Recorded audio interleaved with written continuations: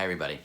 Torah says that Hashem rewarded Pinchas for his bold, decisive action that saved the Jewish people. And the reward, as the Torah describes it, is something called Briti Shalom, my covenant of peace. The Gemara Masechet Zvachim records an interesting debate between two of the Chachamim as to actually when that reward was given to Pinchas. The first opinion quoted says was given to him right away, as it would seem to emerge from the narrative in this week's Parsha. Hashem promises Briti Shalom, my covenant of peace, to Pinchas, and likely it was given to him at that time. But the Gemara says that Rav Ashi disagreed, and that although the Torah here in Parshat Pinchas promises the reward, the actual giving of the reward was held back to a moment later in history.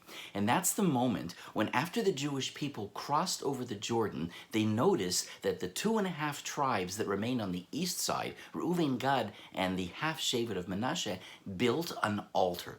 Knowing, of course, that no sacrifice could be built unless it was part of the Mishkan, the people believed that this act of building an altar might have been some sort of rebellion against God, some sort of rebellion against the convention of how to worship. And so an army was made ready that was going to cross over the Jordan to engage their 2.5 tribes, the people, a civil war to quell what was thought as a possible religious rebellion. But before that happened, they sent Pinchas over to check. And when he got there, of course, he found out through his conversation with the 2.5 tribes that they weren't in fact rebelling. What they did was erect a symbol to remind them of their association with the other tribes and the holiness of the land of Israel. This quelled all the people. Pinchas's efforts to bring peace quelled what could have been an ugly, costly, bloody civil war.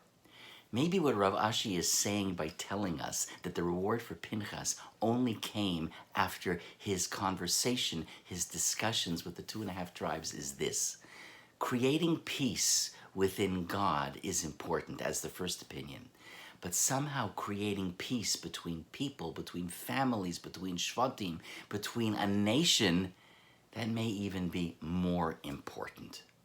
We're now in the 3 weeks, a 3-week period in which we're asked to stop and contemplate our relationships, not just to God, but about the causes that tore us apart so many years ago, and then unfortunately may still be forces that are pushing us as a family, as a nation, as Jews, further from each other than we should.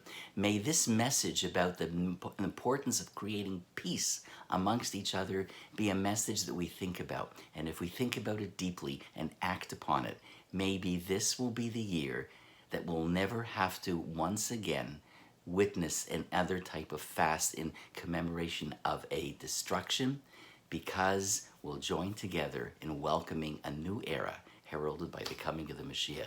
Let it be so. It's a Torah thought. It only takes a moment. Shabbat Shalom, everybody.